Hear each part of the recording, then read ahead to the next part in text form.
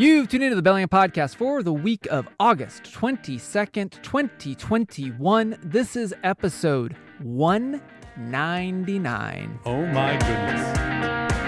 From that city by the Salish Sea, I am AJ Barce. And for almost 200 episodes, but not quite, we're getting there. This is Chris Powell. On this episode, AJ and I are continuing the conversation about that old PPE stuff, our post-pandemic everyday carry, some of the things we take with us when we go out and about.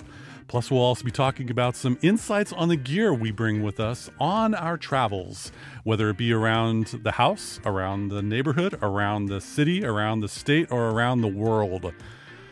Gosh, it's good to be on the stick for this one. By now, you should know you're listening to the Bellingham Podcast. 199 times I've asked you this, so I will ask you one more time. How are you doing, Mr. Powell? In comparison with episode 200, because I know what's coming, I'm doing great, thank you, AJ. Smoking a pack of cigarettes and while I'm consuming all the air around me without menthol lighters. It's a little smoky outside with the air quality. How about yourself? I'm doing well. I just got back from a fairly big trip, which actually plays into a lot of what we're talking about as we go through our PPE, Post-Pandemic-EDC, as you coined. Well, play on, playa. Yeah, well, so this episode, what we're going to focus on is not just our EDC for the hybrid, high flex, or remote work environment that we have gone I got into. your high flex brother right here. Sorry, man, I couldn't resist. I smell what you're cooking. Yes. So what we're going to look at is now in the post-pandemic world, obviously traveling has started to pick up a little bit, whether that is by ground, by sea, or by air. And between the two of us, we've done quite a bit of all of that, or at least starting to. And so I wanted to use this episode, our 199th episode. Have you caught that by now, folks? Oh, yeah. we're excited. And Yes. Captain Get Out's real excited for 200. Absolutely. So we wanted to kind of continue on with our PPE, but look at also what we carry, or the EDC of travel or getting out or getting about, whether that is by land, sea, or air. Yeah, absolutely. So I'll go first on this one. I just recently had a bit of a get out for a while. And by the way, folks, Captain Get Out, that's AJ, by the way. He's really looking forward to episode 200 because he's sadistic. He is. we have plans. Plans that I have been waiting for months. Yeah, no, he wants me to do something that I'm not entirely comfortable with. You'll hear about it on the next episode coming soon.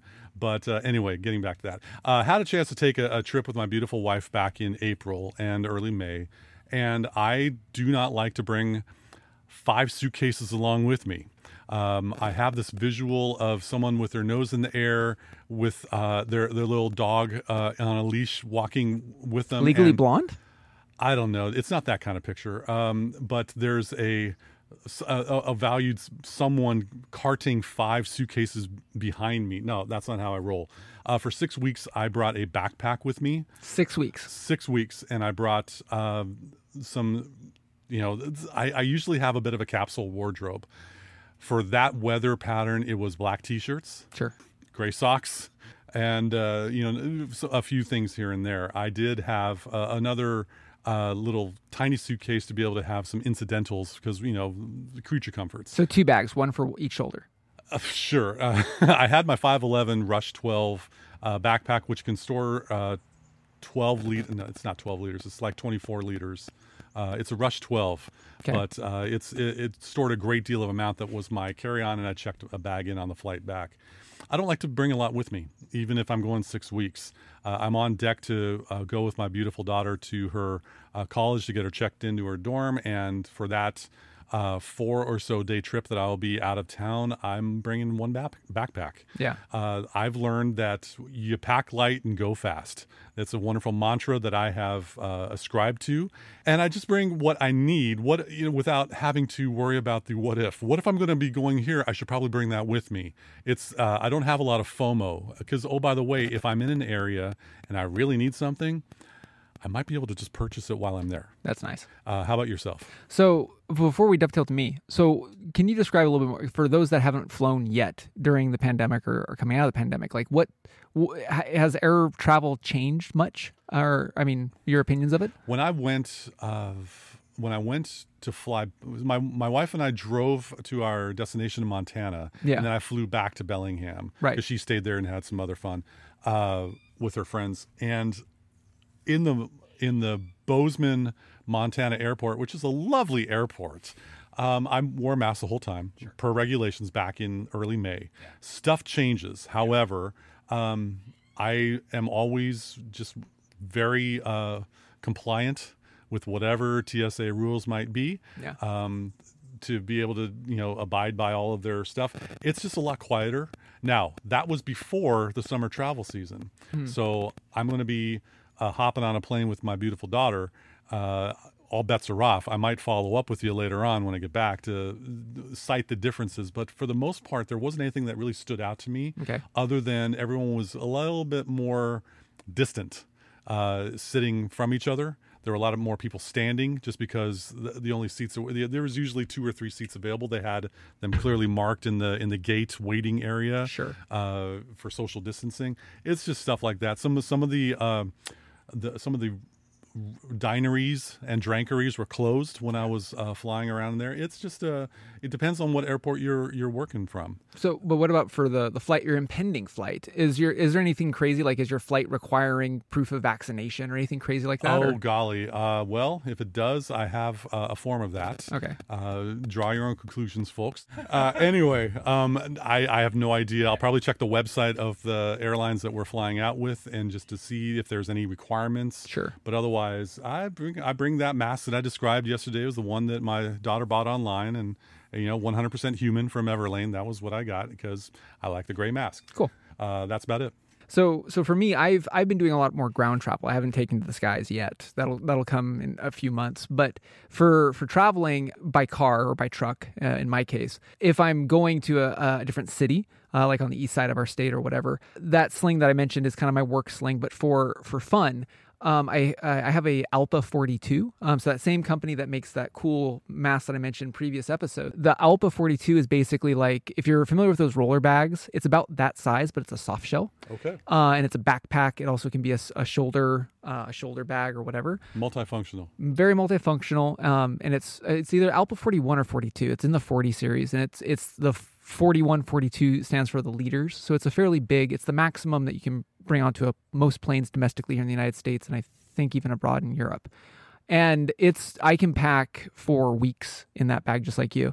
And that means business and pleasure. I can have my trekking stuff right next to my business attire.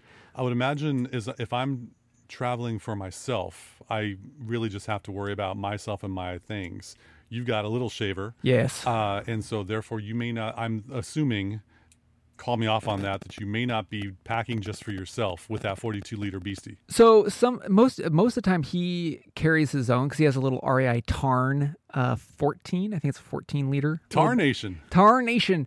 That's his adventure bag when he's with me, but that also is his travel bag and his school bag. So like he can put enough stuff in there. But yeah, between my wife's bag and myself, if there's bigger items, we do split him. I think when you're parents of a little, you bring a whole lot of stuff with a just in case. Yes, I can't tell you how many times cars and dinosaurs have made it into my bag. Yep, and one might not pack as efficiently as you when you're a little. No, but no, that I can't speak highly enough about the Alpa. If you're a person like myself, or even like you, Chris, like to have a bag that you can just flop open with a clamshell and then have basically, you don't need to have packing cubes in this type of a bag because they're already quadranted off, built into the bag. So you have a big bin on the left, and then you have two medium-sized bins on the left and one big bin on the right.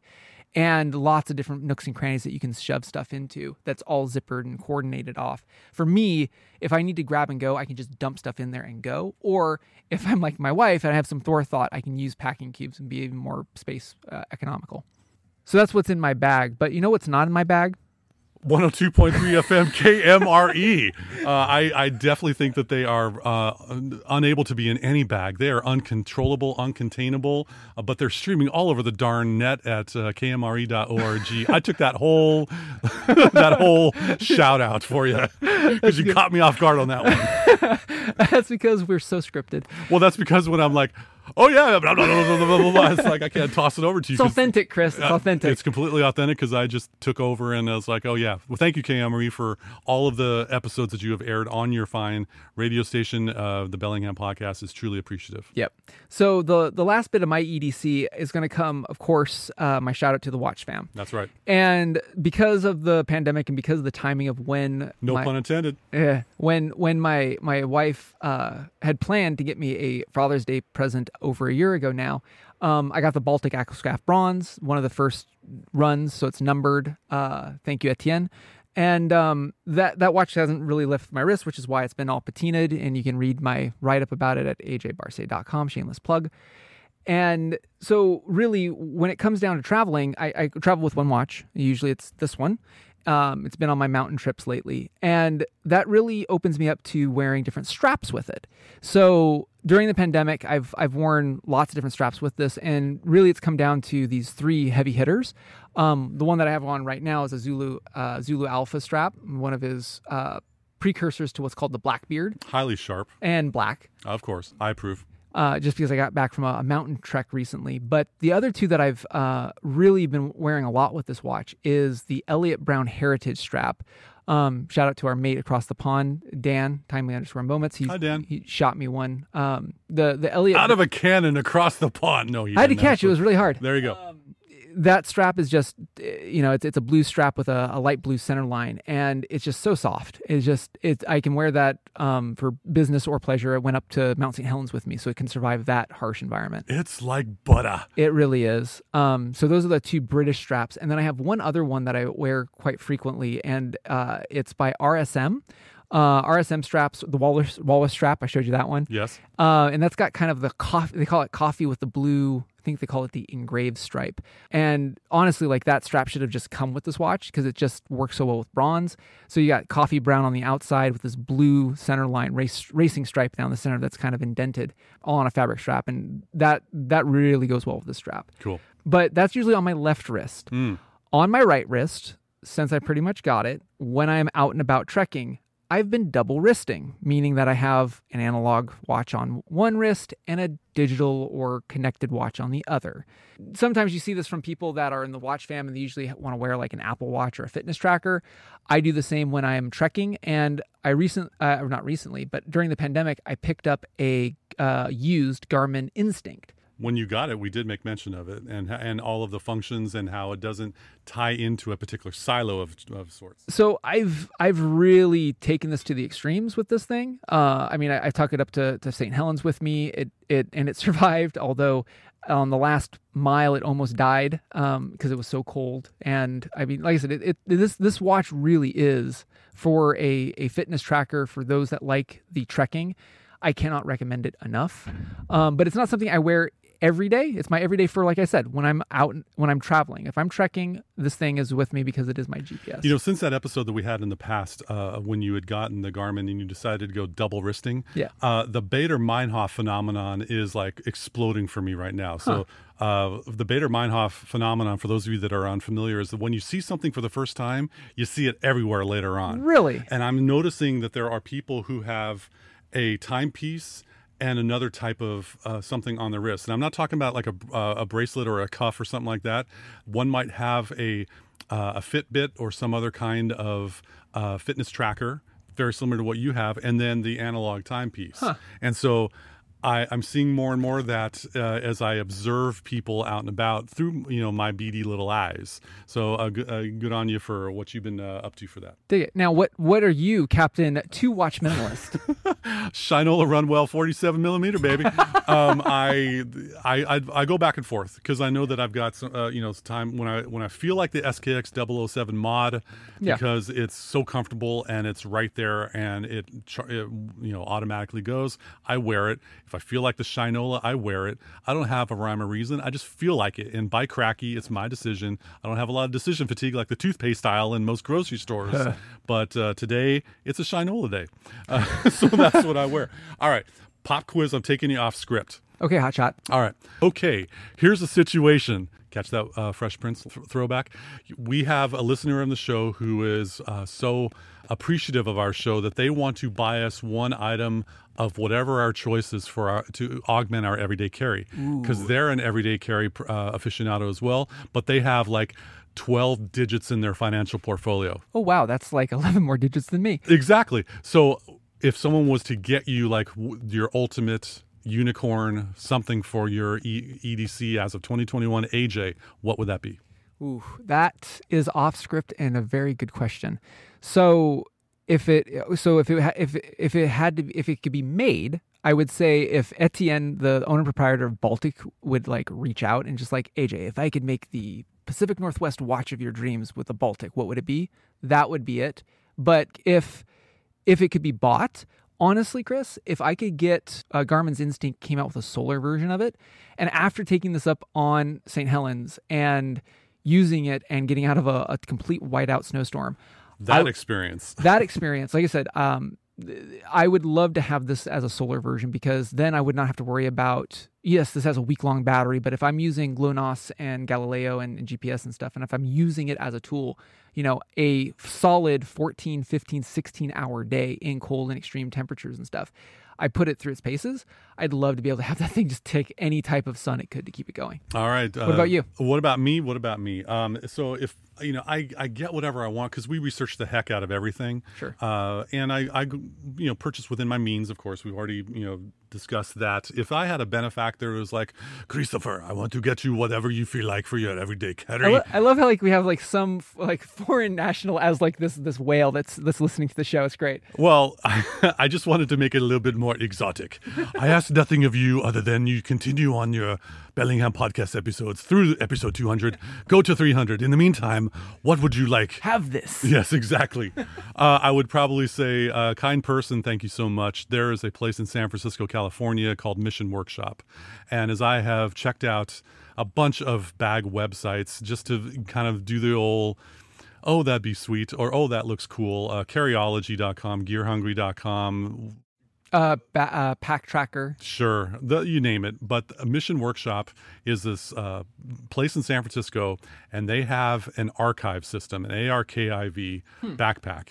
And it is a component system in which you would choose the base backpack of your choice. And then there's a whole lot of connectable, attachable peripherals. Through Molly or I think it's through their own third-party connecto awesomeness. Okay. My research doesn't give me much comprehension about what it does, but it looks cool as heck. It looks cool. Yeah. And so the Mission Workshop archive, that whole thing, and that would run pretty high, hundreds, if you will, for that system. So, I'm a fan of the backpack. It is totally like stealthy. And when the zombie apocalypse hits and the weather gets dark most of the day and cold and stuff like that, that's what I probably would love to have. Very cool. On there. But until then, I won't have something like that. I will continue to use the 511. Thank you very much. Anyway, let's just break for a little bit, AJ. This has been a long ride.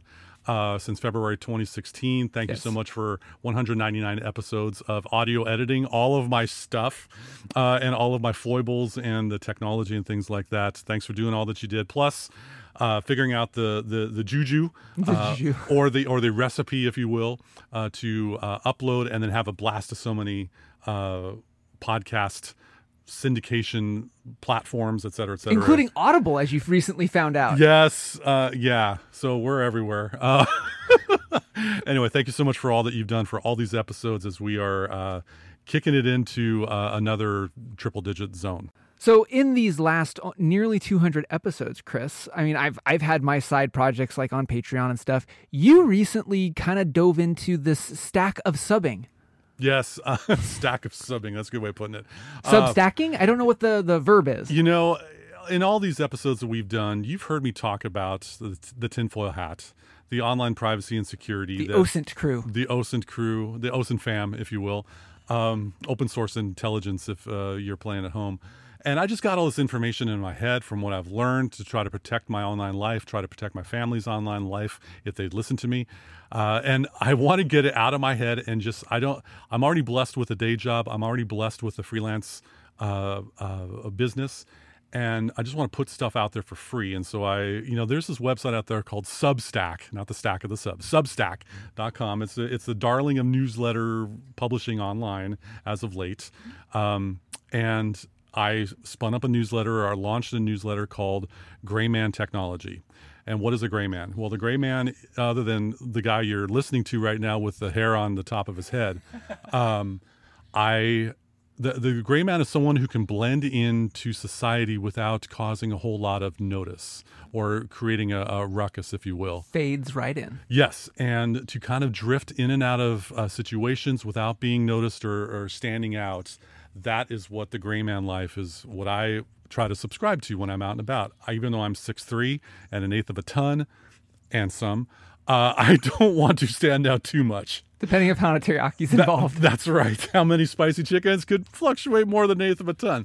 But I've got this information, and if you go to graymantechnology.substack.com, you have an opportunity to sign up with your email address, and it's free. It's one technologist's perspective on information that could help out with your online life. Sometimes I go into the weeds of some things people might not like to do, but I got to get it out of my head. Yeah. And it's an ongoing process, and this is the latest content creation stream that I'm paddling down. No, I like it. I think I was subscriber number 1, wasn't I? Unfortunately not. You were subscriber number 2. Did your mom beat me? No. There was another subscriber that beat you to it, but that's okay. Fine, you're part of the top 5, the high 5. That's fine. I can take that. Yes, I can take that. I understand. But anyway, so that's one more content thing. I got the Canvas Insider podcast, which is my solo project. Yeah. Which is, for learning management systems and educational technology. I'm not just yakking about Bellingham and the PNW. I also talk about educational technology. A lot more serious. I do miss the rock music, though, for the record. Again. I value people's time, and when you have we've got the same guitar riff music. I love that loop you made, dude. I love it. It was from GarageBand, and I just kind of, that sounds cool. Drag. Okay, well, that's kind of, okay, here's another part of that loop. Drag. The little, ooh. Yeah.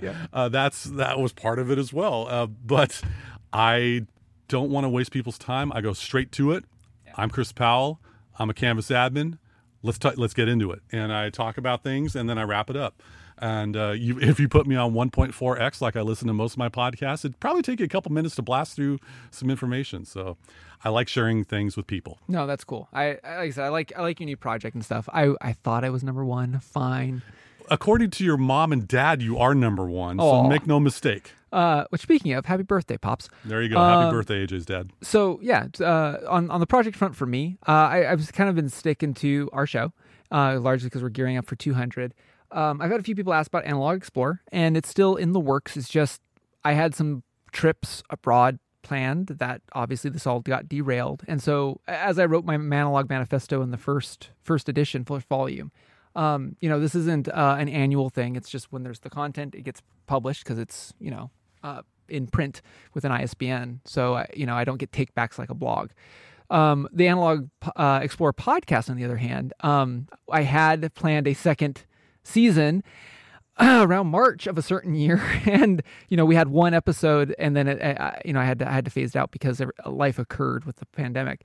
But there is some works in the podcast land for the Analog Explorer. So we'll see where that goes in the next 12 months. All right. So as we're wrapping up 199, have we mentioned that the episode 199, folks? This is a big thing. We want to have just, one question to consider. So if you're AJ, if someone's listening and they already have things that they're taking with them, whether it be a handbag or whatever, and they want to get into the EDC thing based on what we've been yammering about. Yeah. Instead of publicizing a thing, what is a mindset or a principle that you can share for others to keep in mind? And we can't use the buy it for life moniker that we always use. Right. No, that's disqualified because we said it so many times. So what I'm gonna say is start with what you've got, and that's something even with my sling. I've had that sling and I've used it for years, and it's been sitting in a closet because it had a purpose when I first bought it, and then I used my leather satchel that I had from Passions Leather, and because that worked for that time. More and more,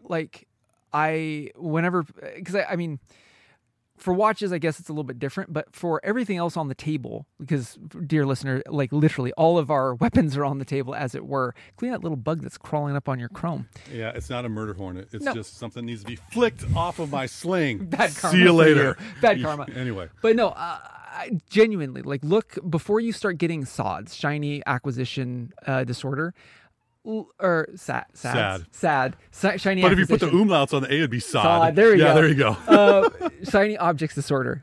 You're welcome, Danny. So like, before you start looking on to the Zon or wherever you go shopping to go get something, because I see this a lot, Chris, like whether it's technology or whatever, people are just like, oh, if I have this thing, this knife, it will save the world for me. And that's mostly the picture that we paint because we really want something. And in watches, I see this all the time because marketing in watches has always done that. If I wear this Rolex, I can summit Everest. No, you working your butt off and doing smaller mountains will let you summit Everest. There you go. So look at what you've got first and build up. That way you know what your case is that you need that piece of equipment for it. Cool. What about you? First and foremost, never go into debt acquiring something for an everyday carry. Preach. And also, I heard a term back when I was a youngster. You got to play little ball before you play big ball. If you buy the top of the line OMG thing as part of your everyday carry, you might get the latest, you might get the greatest, but guess what? In about 6 months, there might be something that is the OMG. Start with something that is reasonably priced. Learn it, get intimate with its features and how it works into your life. And when that time comes, either flip it for a decent price or pass it on to someone. Forward. Yeah, pay it forward or give someone a friends and family discount and then move on when you've acquired the cashola for doing it. Don't do a stupid thing like I did in my 20s and get in a good amount of financial debt with credit cards by chasing something in your mind. Yeah. I don't want anyone listening to the show to think, oh, I got to get blah-de-blah. That Benchmade that you have in your pocket. Yeah, exactly. Yeah. Because, well, Chris uses this. That means I should do it. No, because you're not me. Yeah. Even though, there's only room in this world for one of me. You're you, dear listener. You do you. Yeah, well, that too. And but also purchase things after doing some research. Be very wary of the reviews that you hear about things because sometimes those can be fabricated. They're spiked a lot of the times. Spiked reviews, meaning they may not be actual, authentic people giving their comments. Or that they were given to the reviewer for free, or that there's a lot of that. Like here on the show, anytime we mention something, either Chris and I disclose that it was given to us, or we bought it with our own cashola, which is most of the case. Pretty much. Or else I just beat up a kid on the playground and took their stuff. Oh, come now, Chris. Be nice. You know what? There was one time on the playground, this guy, his name was Sean, and Sean had this fork. And I really wanted this fork. You ran with that. Yes, I did. Why not? Anyway, buy within your means and don't believe the hype. Yeah. Does what works for you, and then take it from there. Let's stick a fork in this 199th episode. Yes.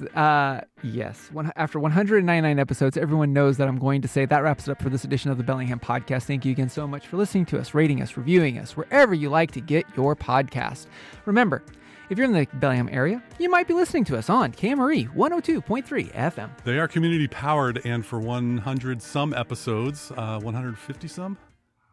Yeah, because about 50 episodes in, they kind of grabbed us. Yeah, they're streaming all over the darn internet at kmre.org. Check out Saturdays at 3 p.m. on the Pacific time zone to hear us chatting about. We are so thankful for you, first of all, listening to our show. If you subscribe to it, thank you so much. This has been an absolute honor to be coming at you live, recorded, that is. That was a Tesla 80s reference. But to be able to take part in this for all this time. From the 98226 zip code of the Pacific Northwest, I am Chris Powell. And thank you, all dear listeners.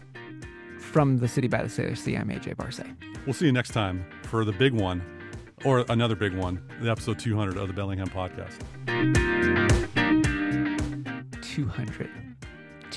Let's just let that settle in for a little bit. Yes. It's like 200 Spartans. 100 shy of 300.